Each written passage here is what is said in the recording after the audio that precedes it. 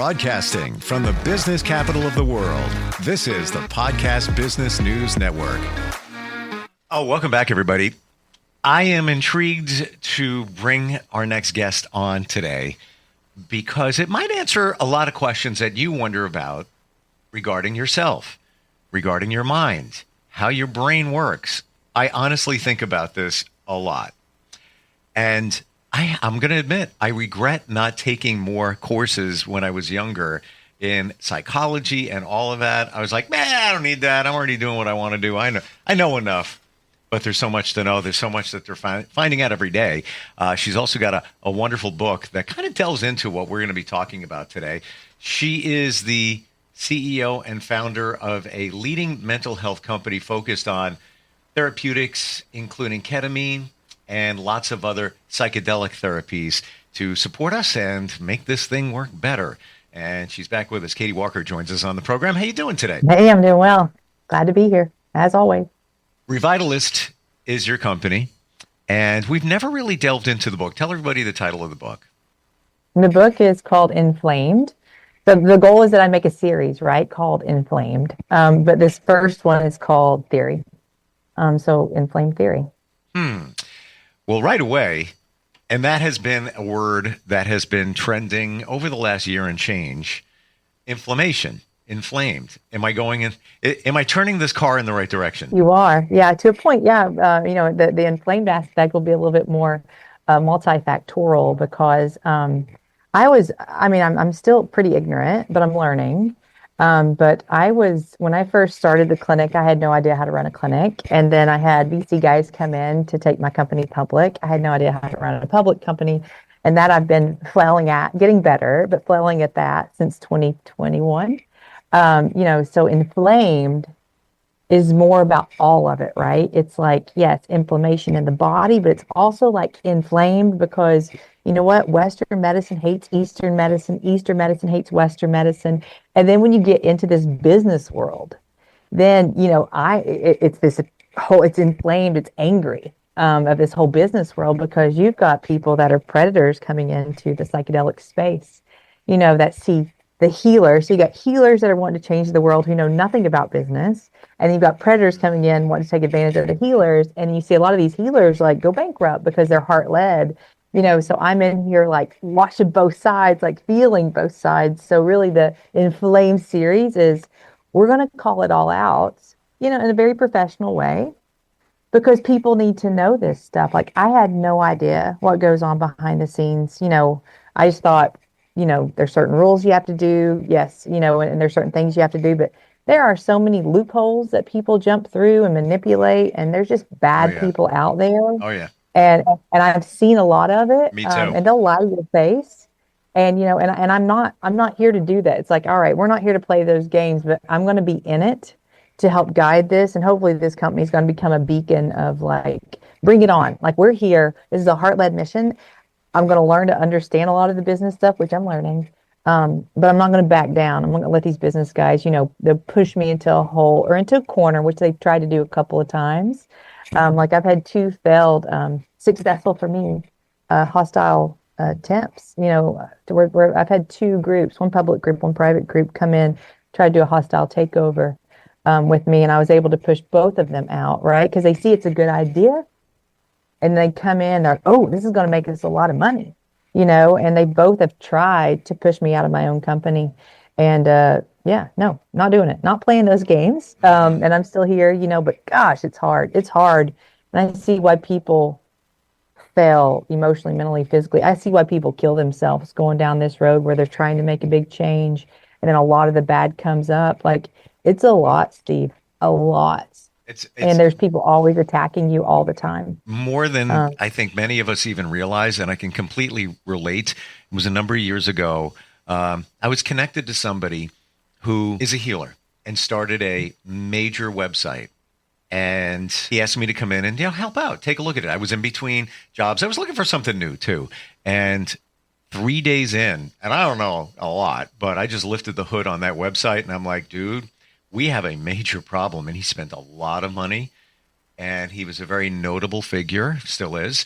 So much to the fact that I got him on The View with Whoopi Goldberg and everything to promote the website. And I'll never forget the day we're all hanging out with his team and they're on TV and now the world is watching and the website crashed because these people took advantage of him. And he was already in and had to restructure everything. We had to rebuild it. So yeah, there are people out there that it blows my mind how people can act toward other people, especially people that are trying to help others and heal others. I guess, these unscrupulous individuals look at those as, the weaker ones, they're just on their mission to help and they don't know what they're doing and it pounce on top of them. Such a shame. Yep. Such a shame. Yeah, no, they do. And when I say predators, I mean it. These people, and it was interesting because I saw it after a while, what they look at. They wait a lot of times to see vulnerabilities, and that's when they take advantage of people. And that's the last thing we need. It's like this world is caving in right now, global crisis, right? And it's if anything, we all need to pull together, and it's going to be an amazing story once we do it. But buddy, we got to get a lot of people out of the way. So Yep. let's talk about your theories. Back to the book and what's going on with because I'm intrigued about the inflammation whole concept and what's causing it within our bodies and what's throwing us out of whack and everything. I don't even know where to begin. You tell me. Okay.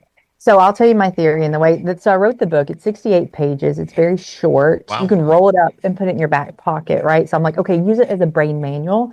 To me, it's very simple. But when I was actually reading it for Audible, I was like, oh, I could see why people would think this is kind of complex. So I think our brains are not eclectic. I think they're very complex, which it makes them look eclectic. But I think that our brains follow very similar patterns. It's like your heart and my heart, even though they're different, they still have a similar function and structure. And that's what I think our brains do. They have a very similar structure and function. So I think the brain functions on universal laws. And one of Newton's laws of motion is every action has an equal and opposite reaction. I think that's one of the primaries. And I think the second one is the law of conservative energy. With energy, it's not created nor destroyed, it's only transferred. So when we hit conflict can be anything, literally anything. It's something that makes you go, hold on, wait 1 second. That's kind of conflict, right? It's when we don't know the answer. And conflict, I've noticed, happens a lot between the ages of 5 and 7, 11 to 13, when we change schools, when we change jobs, when we get married, when we have a child, when we get divorced, when we lose a pet. It's something that changes our day-to-day routine. That's conflict. So if you think about Newton's law of motion, every action has equal and opposite reaction. When we hit conflict, our brain is supposed to be in the present. That's a healthy brain, is living in the present. When our brain hits conflict, it goes to polarities, and it will stay in polarities until we can learn to effectively integrate it again. So if you think about people a lot of the examples, now let's see in the books, is chaos and chaos and calm. Calm is completely opposite of chaos. If you get people, and this is something that I'm probably controversial about, everybody loves to talk about childhood trauma. My personal opinion is childhood trauma it's not the specifics in childhood trauma that actually cause us to have mental health issues. It's the overarching energy of that environment. So if you think about children who go through childhood trauma, they're always in an environment of chaos because they're little, they don't know what to expect, and they never know what's going to catch them off guard. So at all times, they're learning to live and thrive, because they have to, in chaos. So as they get older, if there's not a chaotic environment, they usually will start something to make more chaos because they don't know how to live in calm, 100%. right?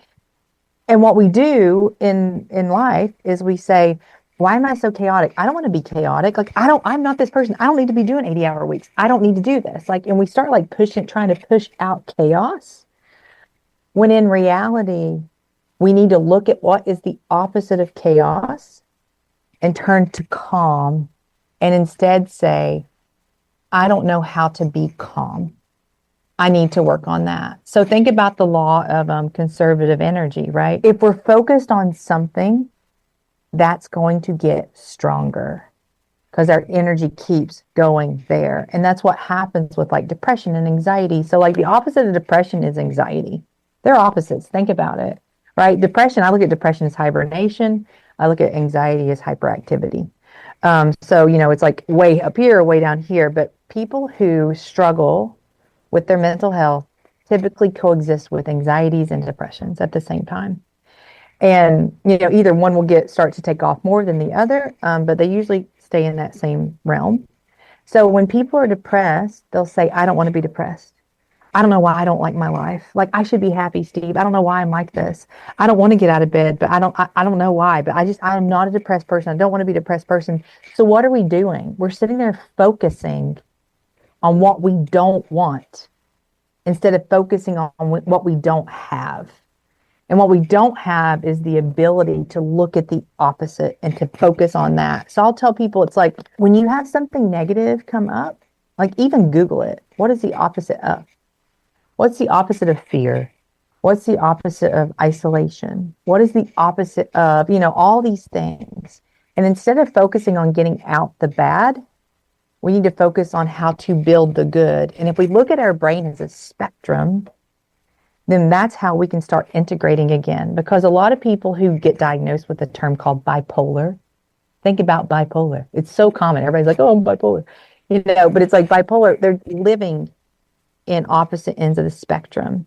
And they don't have this skill set here in the middle. And they'll just stay there until they can start integrating it. So this book, it gives more specifics about like, Newton's law, how I look at that.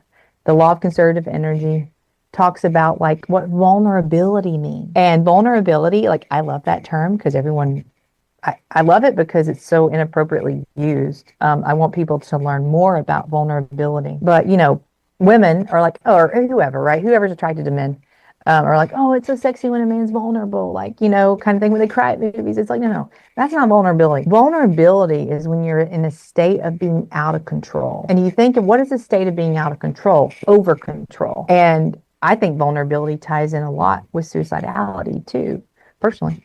Because vulnerability is when I drop you, Steve Harper, off in the Congo. You have no money. You have no friends. You have nowhere to go. You don't speak the language. You are then in a vulnerable state, which is a state of being out of control. And what will happen typically is we will become into a state of over control. So we become more reactive in that environment. We become more in survival state. So we will sit there in this reactive survival state if we feel out of control in life. And when you're like that, if you keep doing that, the brain duplicates what it knows. And I talk about duplication in the book as well, because I always like to ask people, in universal languages, everybody believes in muscle memory. Our muscles don't have memory. Like they're fibers. They contract, they relax. That's all they do. The brain remembers the physical piece. The brain also remembers the behavioral piece.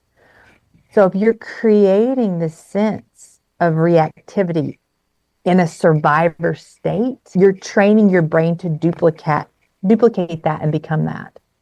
And that's what we've got to try to retrain our brain to do. So instead of focusing on what we're quote unquote ill about and medicating what we're ill about, we want to medicate anger. We want to medicate anxiety. We want to medicate depression. We want to medicate OCD. What is the opposite of that? And if you look at the opposite of these things, you don't have those skills. And we need to build those skills. And that's how you find neutrality, which is how you heal, which is how you get your brain back into the present space, which is complete healthy integration of both sides. So many Does that make questions. sense? Yeah, it really does. It really, really does. Lots of points here. I want to hit up when you're focusing on what you don't have or your current situation. Is that also sort of like manifestation where you're asking for it? You're asking from subconsciously, you're asking for more of it. Maybe, yeah. I mean, because, here's medicine. This is the thing in medicine, which is interesting. If you mention energy in medicine, you're done. We're like, you're nuts, you're crazy, voodoo, because we don't believe in the term energy, but yet we do believe in the term hyperexcitable cells or hypoexcitable cells. Just means that the cells are they're vibrating more quickly or vibrating less quickly. And what is that? That's energy. So in the medical community, good God, who knows how many physics, biochemistry, organic chemistry, biology classes that we've taken. It's all based on energy, right? ATP, that's energy. That's what your cell has to have. And in the medical community, we see ATP, but if you mention energy, like you're voodoo. And what it is it's a breakdown of language barriers. And that's what we've got to figure out because, yeah, when you talk about like manifesting and putting more energy to it, in the psychedelic community or in the, somatic fields or the therapy fields or acupuncture, more the Eastern side, we do believe if you focus on something that it will grow.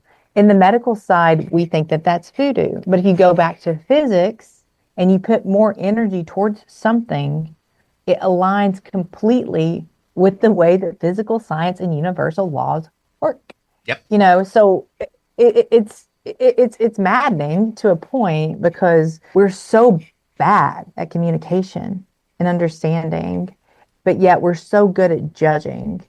And we won't even give the time of day sometimes to listen to a viewpoint to try to understand how it might align with our viewpoint before we just cut it off and say no. See, with this, everything you're talking about, for me in my journey, and I've really like hyper focused on a lot of what we're talking about here in the last 3 to 4 years, it all started coming clear. And even to illustrate your point earlier about childhood trauma, way back in the day, I was in a relationship with somebody who had a lot of that. And they love to have chaos and push buttons. I'm chill. This is it. This is me. I'm like low key. They would always want to push buttons because, just like you said, it was a place of familiarity, comfortable. That's where I feel good. And then I was, connected with somebody else years later that has lots of anxiety. And interestingly, when she's relaxed, that's when she has a problem. That's when, that just like everything, that quiet, everything's done. I thought, oh my gosh, now I'm having, even more. It exasperates the anxiety out of nowhere when it should be just a calm, chill moment. So, but we don't even know what to do with that. Right. So, and that, so that it's almost like the brain gets uncomfortable with that opposite, that polarity piece. It gets uncomfortable and it goes back to what it knows. Right. And then we cycle and cycle and cycle. And then we medicate and we feel like less of ourselves. And I just really want people to understand, like, our brains are so much more than any of us know. And if we can learn to work with them instead of like, I don't know, it's like putting Elon Musk into a cage to keep him controlled instead of allowing him to go out and do these things that may, take the world to a different level. It's like, that's our brain. It's like, stop caging it, stop medicating it, stop putting it back into a box and learn that you're amazing and you're loved and your brain up here is so cool. Yeah. Let's figure out how do we work with it, right? And unfortunately, everybody feels, I don't know. This level of like insecurities and how bad people feel about themselves and how they aren't worthy enough, like they are, so we've got to change this topic. And maybe if we change the topic to that that manner, maybe that's a way that we help with, the global crisis of people killing themselves and feeling like they aren't enough. Sure. I don't know. I saw a guy the other day with a shirt and all it said is, "You are enough." And I walked up. I'm like, that's the best shirt ever right there. Yeah. We have a couple of minutes left. I want to go way back to the beginning of what we were talking about today and childhood trauma. Yeah. And when a child experiences something, and look at it two ways, whether it's an ongoing situation, let's say parents are always fighting. Okay, so that's one, right? The other one is the child between the ages of 0 and 7, we'll just say, experiences a comment. And it's been said that one comment could put a limiting belief on them for the rest of their life. Okay. So those two situations, how do they look to you now that you've studied a lot of this? No, I think that's good. Because I think one thing with relationships, if we grow up with unhealthy relationships, it's really hard for us to get into a healthy relationship because we don't know what one looks like. And then the second piece is, somebody gives you a comment at that young age, yeah, it can destroy your little internal soul. Sure. So one thing that I think is fascinating, and you can kind of go through this and look at these patterns. So like 0 to 4 is when data comes in. So if you're looking at like EEGs, like that they measure our brain activity, 0 to 4 is just when data comes in. We have no critical thinking skills. Data comes in, we reciprocate what goes out, right? Between the ages of 5 and 7, that's when our little personalities start developing. So that's when our emotions actually start getting attached to situations. So between the ages of 5 and 7 are very, very, very important. Because if we're in a period of our parents fighting at that time, we may get our emotions attached to different situations between 5 and 7. But 2, that's kind of where narcissism can start, believe it or not, at those little ages, because at that time is when we start having needs. And if these needs aren't met by our external world, we start meeting those needs ourselves. When you say needs, how do you Mhm. define that? We're going to run out of time. I want to just go. Like, You know, do a marathon. Here's okay, and I don't talk about this in the book. I should write a second book about this because I've just watched people over time with patterns, and I've tried to put 2 and 2 together. From what I've seen, there's 2 subsets. The first one is love, safety, and trust. Okay. And love is not only how do I feel, what's my love language? It's also, Steve, how do I show the world that I care for them? So it's an intake as well as an output. But it's the same with trust. How do I know, how do I show people around me that I'm trustworthy? But how do I also make sure there's people outside that I can trust? And then how do I feel safe? How do I show myself that I'm safe? And how do others feel safe around me? If we don't have love, safety, and trust, I'm pretty sure through our entire lifespan, if we don't have those 3 basics, we can't grow to the next level. We have to have those. And a lot of times we don't even understand that language ourselves. Yeah.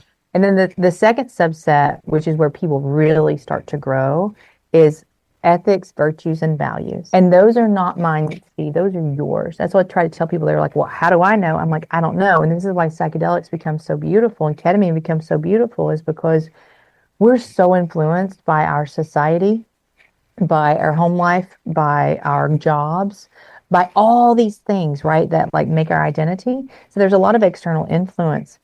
But when you're using ketamine and psychedelics under appropriate supervision, you're going to feel what feels right to you because you have your own ethics, you have your own values, and you have your own virtues. And the only difference between values are what's my gross overall values.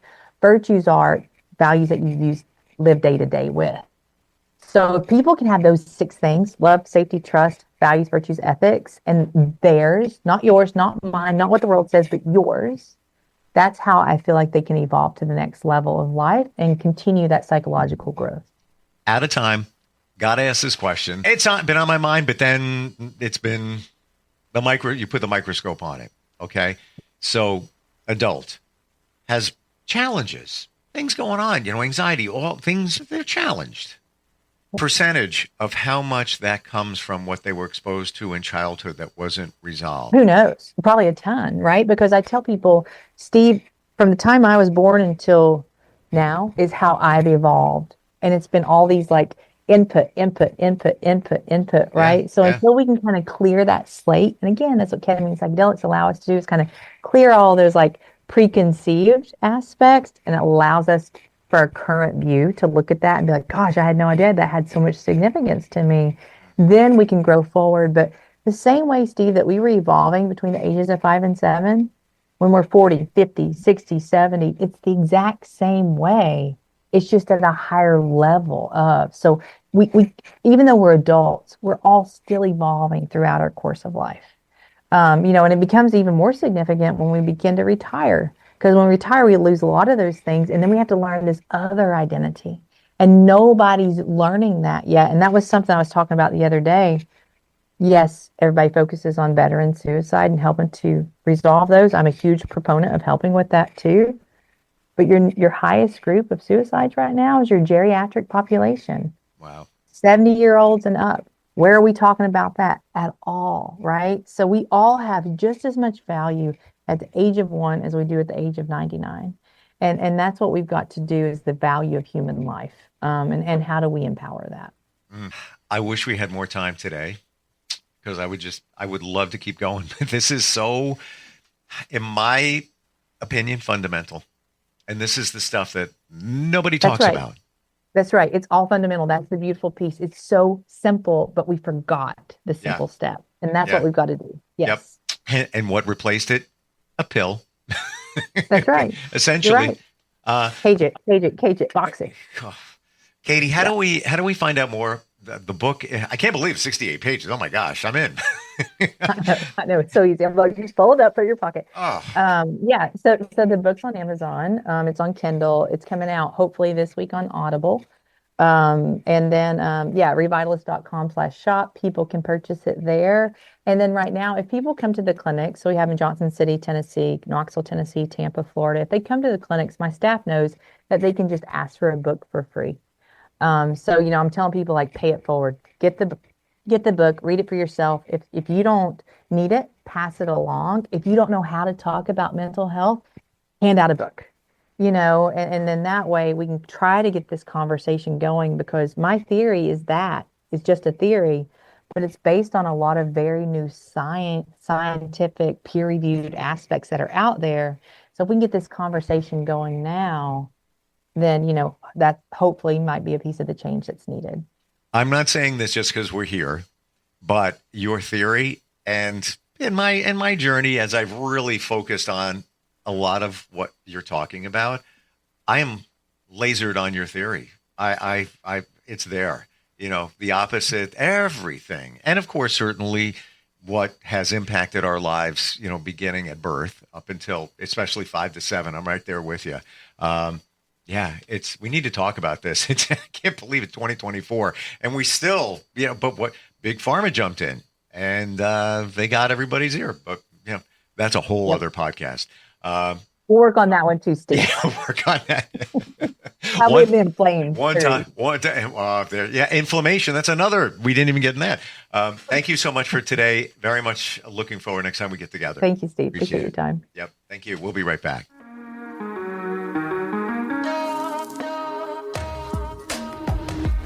Broadcasting from the business capital of the world, this is the Podcast Business News Network. Of course my kid's in the right car seat. Well, I think he is. Yeah, my kid's in a booster seat. He was ready to move up. He is ready, right?